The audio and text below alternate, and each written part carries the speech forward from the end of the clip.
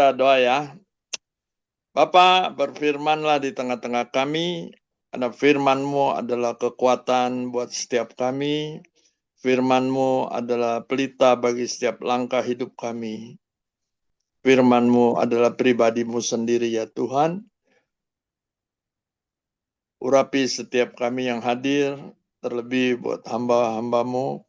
Kami serahkan seluruh keberadaan kami ke dalam tangan Tuhan. Di dalam nama Tuhan Yesus, semua kita yang percaya katakan amin. Ya, Amin. selamat malam, Tuhan berkati. Luar biasa nih, jam 8 biasanya banyak yang udah ngantuk nih. Tapi kalian seger-seger semua ya. Luar biasa. Di Shenzhen sekarang jam berapa nih? Kita yang di Shenzhen jam 9.15 sekarang, Pastor. Wih, lebih malam lagi ya. Iya. Iya. Siapa di sini yang hadir ada hamba Tuhan? Boleh lambai-lambaikan tangan. Maksudnya yang melayani, Pastor. Hamba Tuhan. Hamba Tuhan itu gimana, Pastor? Pendeta. Nah, kita semua ini adalah hamba Tuhan. Amin. Oh, oke, kita Kalau angkat tangan semuanya. iya, kalau kita bukan hamba Tuhan, nanti hamba siapa? Hamba dosa atau hamba dunia ya. Kita udah jadi hamba Tuhan. Amin. Cuman pelayanannya aja beda-beda. Amin. Ya, saya udah kirim ya kemarin bahwa kita akan bahas beberapa, kita mau belajar dari 2 Raja-Raja 4 ayat 1 sampai dengan 7 di Perjanjian Lama. Nah, kita tidak terlepas dari masalah. Setiap kita hidup pasti ada masalah.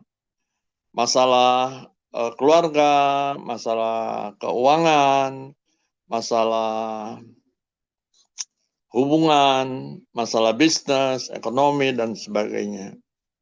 Nah, firman nanti yang kita akan baca adalah bagaimana diceritakan salah satu istri dari Nabi, dia terjerat hutang dan penagih sudah datang dan 2 orang anaknya akan dijadikan budak kalau nggak bayar. Jadi benar-benar lagi bermasalah.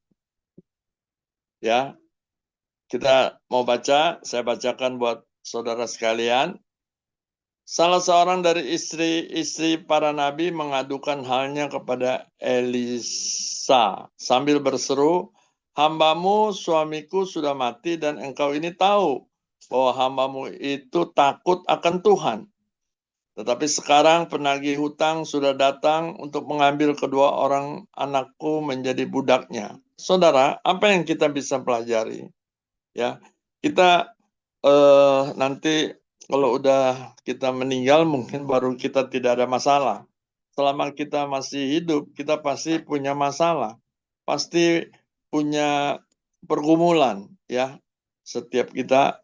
Nah, yang pertama adalah bagaimana kalau kita ada masalah, ada pergumulan, kita datang kepada Tuhan.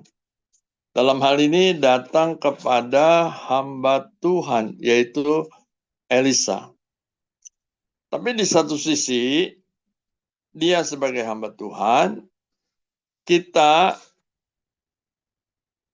bisa juga sebagai hamba Tuhan. Melayani orang-orang yang butuh dilayani. Kita kalau ada masalah, persoalan, kita datang kepada Tuhan, atau pendeta atau hamba Tuhan yang lain. Tapi di sisi lain, kalau ada orang lain yang butuh pelayanan, dia mau datang kepada Tuhan atau kepada kita sebagai hamba Tuhan. Ingat Yakobus 5 dikatakan apa? Ayat 17. Elisa itu manusia biasa seperti kita, kata firman Tuhan. Saya mau bacakan ya, Yakobus 5 ayat 17, firman Tuhan bilang, itu dia. Elia adalah manusia biasa seperti kita, dan ia telah bersungguh-sungguh berdoa supaya hujan jangan turun, dan hujan pun tidak turun di bumi selama 3 tahun dan 6 bulan. Saudara yang dikasihi Tuhan, Elisa adalah manusia biasa seperti kita. Jadi apa yang dilakukan oleh Elisa itu sangat mungkin untuk kita juga lakukan. Melakukan perkara-perkara ajaib, melakukan perkara-perkara mujizat, tidak ada yang mustahil. Dikatakan di sini, sungguh ia telah bersungguh-sungguh berdoa. Ada hubungan yang intim dengan Tuhan. Sungguh-sungguh dia berdoa. Dan kita juga bisa menjadi saluran berkat buat orang lain yang membutuhkan. Tadi Natasha sempat ucapin bahwa kita harus ambil bagian untuk berbuat sesuatu buat sesama. Nah inilah ya, kita di satu sisi kita kalau membutuhkan apa-apa kita datang kepada Tuhan, kita datang kepada hamba Tuhan, tapi sebaliknya orang yang lain juga bisa datang kepada kita sebagai hamba Tuhan.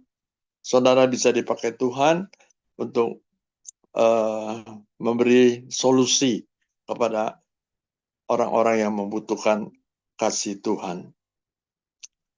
Persoalan, masalah tidak bisa dihindari, tapi yang pertama adalah kita harus datang kepada Tuhan. Jangan pakai kekuatan sendiri, jangan pakai kebisaan sendiri, kepintaran sendiri, tapi kita mau datang kepada Tuhan. Amin. Oke. Katakan di sini di firman Tuhan dibilangin apa berikutnya, boleh ditampilkan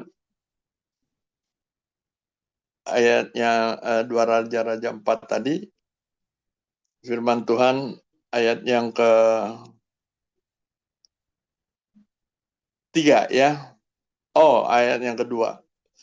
Jawab Elisa kepadanya, apakah yang dapat kuperbuat bagimu? Beritahukanlah kepadaku apa-apa yang kau punya di rumah.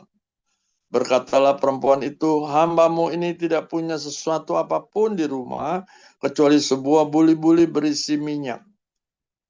Saudara, firman Tuhan katakan begini, ayat yang 2 tadi. Jawab Elisa kepadanya, apakah yang dapat kuperbuat bagimu? Beritahukanlah kepadaku apa-apa yang kau punya di rumah. Tuhan tidak tertarik dengan apa yang kita tidak punya. Tapi Tuhan tertarik dengan apa yang kita punya. Saudara, saya dulu sempat jadi ketua pembangunan gedung.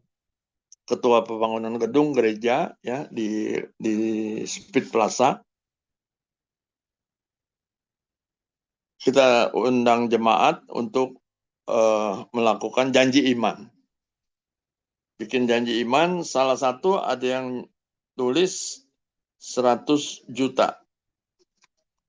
Janji iman untuk setahun. Ya, itu 1 tahun bisa dibayar tiap bulan, bisa dibayar sekaligus. Ya, ada yang 5 juta, ada yang 1 juta, ada yang 6 juta. Yang ini orang tulisnya 100 juta. Itu tahun 1998 atau 99 lah ya. Belum sampai tahun 2000. 100 juta itu waktu besar sekali. Saya kebetulan kenal sama yang janji iman itu nulis ya. Pemikiran saya, orang ini kelihatannya kemungkinan besar salah nulis gitu ya. Kelebihan 01. Mungkin maksudnya 10 juta tapi ditulisnya 100 juta. Jadi saya sempat nanya sama dia. Seorang ibu kebetulan kenal ya, satu Komsel. Ibu bener nulis itu 100 juta ya, janji iman. Nggak salah ya. Oh enggak, bener katanya. Saya kan ini ada rencana kalau tanah yang saya jalanin itu laku terjual, saya kasih 100 juta. Saudara tahu, sampai akhir pembangunan, dia tidak memberi 1 rupiah pun. Tuhan tidak tertarik dengan apa yang tidak kita punya. Tuhan tertarik dengan apa yang kita punya. Seberapapun kita mau memberi, kita beri dari yang kita miliki. Firman Tuhan katakan apa tadi? Lanjut.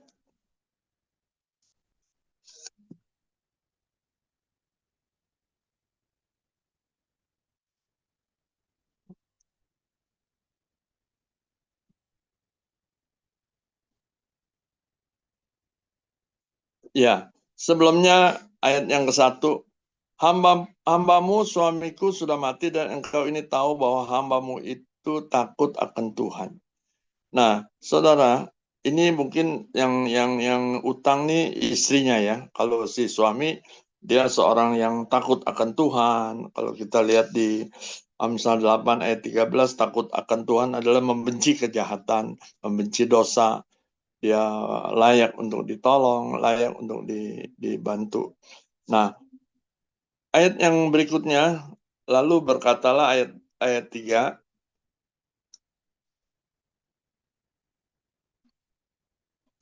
pergilah, mintalah hambamu ini tidak punya sesuatu apapun di rumah kecuali sebuah buli-buli berisi minyak. Kita kadang-kadang bilang emang seperti ini. Kita nggak punya apa-apa. Kecuali setiap kita pasti punya yang namanya kecuali. Saya kasih contoh. Ya, ada dua kasus yang saya akan ceritakan. Yang pertama adalah suaminya mendadak di PHK. Apalagi zaman sekarang banyak sekali ya perusahaan-perusahaan yang mem-PHK karyawannya. Ya, dia di PHK. Ini kejadian beberapa tahun yang lalu. Kemudian udah jual tabungan apa yang mereka miliki sampai terakhir belum dapat pekerjaan, belum dapat usaha. Tapi si istri teringat dulu dia pernah belajar bikin kue. Bikin kue apa tuh? Bikin kue kayak ulang tahun itu ya. Akhirnya dia coba-coba bikin, dia kasih temennya, beberapa teman dikasih, ternyata enak, cocok. Akhirnya dia di order sama teman-temannya, kemudian terus berkembang dan jadi bisnis keluarga. Suaminya yang dulu kerja malah bantuin dia, bantuin suaminya. Jadi setiap kita pasti ada yang namanya kecuali yang datang dari Tuhan. Apakah itu talenta, apakah itu karunia, ya anugerah, itu bisa terjadi. Ya, apalagi zaman-zaman COVID kita melihat ada yang bikin apa ya macam-macam yang nggak pernah dipikirin, tapi ternyata Tuhan bisa kasih dia buat mencukupi kebutuhan hidup. Yang kedua yang ingin saya ceritain adalah ada seorang hamba Tuhan ya, dia rajin melayani di Kega, di gereja kami itu waktu di Abalov. Dia melayani di Kega, dia nggak ada kerjaan, ya dia pelayanan sepenuhnya. Dia pengusaha, dia bikin usaha kue tiaw Singapura gagal, dia bikin jualan makanan gagal dan seterusnya. Akhirnya dia ingat, ya, ternyata dia dulu pernah belajar cenciu, tusuk jarum. Nah, dari cenciu itulah dia kembangin, dia praktek, kemudian dia ngajar kepada orang-orang, dan income-nya itu akhirnya mencukupi untuk kebutuhan hidupnya, bahkan berlebih. Sampai sekarang dia ngajar cenciu. Ya. Jadi setiap kita pasti ada yang namanya kecuali. Kecuali kita nggak punya apa-apa kecuali kita punya ini. Seperti kayak janda ini, dia bilang, aku nggak punya apa-apa kecuali sebuah buli-buli berisi minyak. Nah, Tuhan mau pakai apa yang ada pada kita.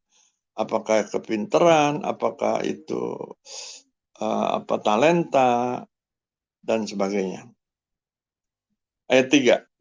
Lalu berkatalah Elisa, pergilah, mintalah bejana-bejana dari luar daripada segala tetanggamu. Bejana-bejana kosong, tetapi jangan terlalu sedikit. Dan istri Nabi ini sangat taat ya akan perintah Elisa. Nah, orang kalau mau ditolong, dia mesti percaya sama yang menolong ya.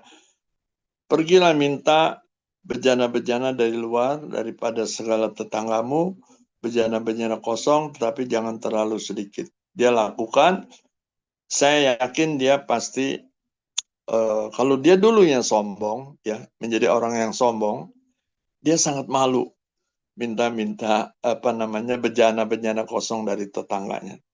Tapi rupanya dia nggak malu, ya dia berani minta kepada tetangganya seberapa bejana yang dikumpulkan, itulah bejana yang akan terisi. Seberapa besar imannya, kita mesti punya iman yang besar. Ya. Next, ayat 4. Kemudian masuklah, tutuplah pintu sesudah engkau dan anak-anakmu, lalu tuanglah minyak itu ke dalam segala bejana, mana yang penuh, angkatlah. Pergilah perempuan itu daripadanya, ditutupnyalah pintu sesudah ia dan anak-anaknya masuk, dan anak-anaknya mendekatkan bejana-bejana kepadanya, sedang ia terus menuang. Saudara yang dikasihi Tuhan, disinilah iman berbicara. Ya. Kenapa dia harus tutup pintu? Dia jangan sampai terganggu imannya oleh pendapat-pendapat dari luar. Kita harus memiliki iman yang teguh. Percaya kepada apa yang disampaikan oleh hamba Tuhan. Percaya apa yang disampaikan oleh Tuhan. Dalam hal ini Elisa. Ya,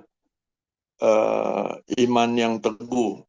Iman yang seperti dimiliki oleh Sadrak, Mesak, dan Abednego. Ya, walaupun kalau dia nggak menyembah patung yang dibuat oleh Raja Nebukadnezar, dia akan dibinasakan, akan dibuang ke perapian. Tapi dia nggak takut. Iman yang seperti itulah yang Tuhan perhitungkan. Amin. Saya waktu sakit, saya dikatakan, kok Pak Aris sepertinya nggak punya iman. Siapa bilang?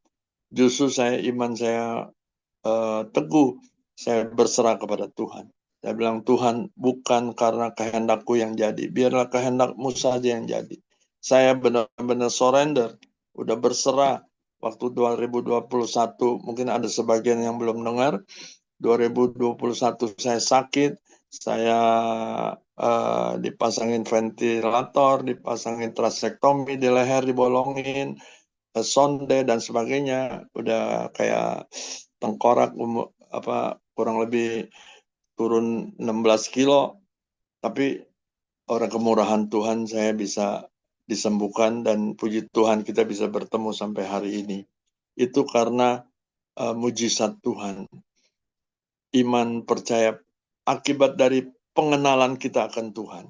Ketika kita mengenal siapa Tuhan kita layak untuk percaya sama Dia. Kita layak untuk berserah sama Dia. Pengenalan akan Tuhan itu penting sekali. Ya, lain kesempatan kita bicara tentang itu. Saudara yang dikasihi Tuhan,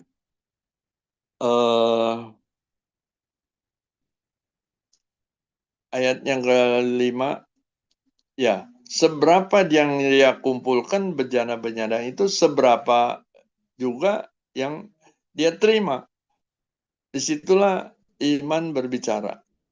Ada waktu saya ke Belitung, ya, ada pelayanan satu gereja kecil, hamba Tuhannya bilang, Pak Ari, kami lagi berdoa minta keyboard bekas ya biar Tuhan kirim. Saya bilang, Bapak kenapa punya iman kok keyboard bekas? Kenapa nggak keyboard yang baru aja? Wah iya ya katanya. Akhirnya kita doa, kita keyboard yang baru, dalam beberapa hari langsung dikirim satu keyboard yang baru. Iman kita jangan iman yang ecek-ecek, imannya kecil. Iman yang besar Tuhan mau kita. Memiliki iman yang melampaui, beyond, melampaui apa yang kita bisa lakukan. Itulah baru dikatakan iman. Kemudian pergi perempuan ayat 6. Ketika bejana-bejana itu sudah penuh, berkatalah perempuan itu kepada anaknya, dekatkanlah kepadaku sebuah bejana lagi, tetapi jawabnya kepada ibunya, tidak ada lagi bejana, lalu berhentilah minyak itu mengalir. Amin. Kemudian saudara, yang terakhir, ayat 7. Kemudian pergilah perempuan itu memberitahukannya kepada abdi Allah, dan orang itu berkata, pergilah, jualah minyak itu, bayarlah hutangmu, dan hiduplah dari lebihnya engkau serta anak-anakmu. Saudara yang dikasihi, ini ibu seorang janda ini taat. Karena dia tahu ini mujizat demi mujizat adalah untuk dia. Tapi banyak dari kita kemungkinan enggak seperti ibu ini, seorang janda ini. Kalau kita sudah diberkati, kita lupa sama Tuhan. Lupa sama hamba Tuhan yang membimbing kita. Kita bisa aja pakai duit semaunya kita, gitu. Pakai harta semaunya kita karena kita sudah diberkati. Tapi janda ini enggak. Dia kembali kepada Elisa dan dia katakan, dia menemui Elisa dan Elisa berkata, pergilah, jualah minyak itu, bayarlah hutangmu dan hiduplah dari lebihnya. Kalau kita diberkati, kita sebaiknya juga tanya Tuhan, Tuhan, biasanya aku nggak terima berkat begini banyak, kok sekarang diberkati? Apa maksudmu Tuhan? Buat pakai apa Tuhan? Harus tanya sama Tuhan. Ada beberapa kali saya ngalamin seperti itu. Satu kali Tuhan pernah ngomong, berikan buat gereja, buat pembangunan gedung yang di bahasa kayak yang di Jamblang. Tuhan berbicara seperti itu. Ya, jadi berkat Tuhan harus tanya sama Tuhan. Mau dikasih ke siapa nih? Kita banyak belajar, ya. Yang pertama tadi, kalau kita ada masalah, kita datang sama Tuhan. Minimal datang sama hamba Tuhan. Begitu juga orang lain bisa datang sama kita. Kita sebagai hamba Tuhan. Amin. Terus kita harus memiliki keberanian seperti Elisa yang adalah manusia biasa. Kita lakukan apa yang bagian kita. Tuhan yang membuat mujizat. Dan kita menjadi hamba yang takut akan Tuhan. Kemudian di dalam setiap kehidupan kita pasti ada yang namanya kecuali. Ya, saya nggak punya apa-apa kecuali saya punya ini nih, punya kepintaran, punya talenta, punya sesuatu yang bisa dipakai oleh Tuhan. Dan kemudian Tuhan tidak mencari apa yang tidak kita punya, tapi Tuhan mau apa yang kita miliki. Seberapapun yang kita miliki, Tuhan mau itu. Tuhan bisa multiplikasikan apa yang kita miliki menjadi berkat. Kemudian iman kita harusnya punya iman yang besar, iman yang mengguncang fakta kenyataan, iman seperti Sadrak, Mesak, dan Abednego. Ya, kemudian kalau kita diberkati, biarlah kita mau nanya sama Tuhan, Tuhan apa maksudnya nih? Kamu memberkati saya sebegini. Untuk apa ini Tuhan? Demikianlah firman Tuhan yang saya bisa share, yang kita bisa belajar. Mari kita berdoa. Bapa, terima kasih Tuhan. Kami sudah bagikan beberapa hal yang kami bisa belajar dari kisah janda yang sedang ada masalah, khususnya masalah keuangan. Dia firman-Mu Tuhan. Biarlah kami boleh belajar dan kami boleh menerapkannya dalam kehidupan kami sehari-hari untuk kami tetap percaya kepada Engkau dan mau taat apa yang Engkau katakan. Tuhan, terima kasih. Dalam nama Yesus berkati BCC dimanapun jemaat Tuhan berada, biarlah anugerah kasih karunia-Mu melimpah buat setiap mereka. Bagi mereka yang sedang mengalami hal-hal pergumulan, masalah, terutama masalah keuangan, biarlah Tuhan Engkau yang memberi solusi, Engkau yang memberi jalan keluar di dalam nama Yesus. Hikmat Tuhan mengalir buat setiap kami. Kami serahkan seluruh keberadaan kami ke dalam tangan Tuhan. Di dalam nama Yesus kami berdoa. Amin. Hai BCC Families, hope you are blessed dengan firman Tuhan yang baru saja dibagikan. Remember, the Bible says, berbahagialah orang-orang yang mendengar dan menaati firman Allah. So, together, let's try to put today's God's word into practice. Aku juga mau encourage untuk kita bisa sama-sama follow BCC Instagram dan juga subscribe to our YouTube channel supaya kita bisa terus diperlengkapi dan bertumbuh bersama dalam menjadi semakin serupa dengan Yesus. Bagi teman-teman yang membutuhkan dukungan doa, konseling ataupun mencari komunitas untuk bertumbuh, you are very welcome to DM us on Instagram atau juga melalui email pada alamat yang tertera. See you soon ya BCC Families. God bless.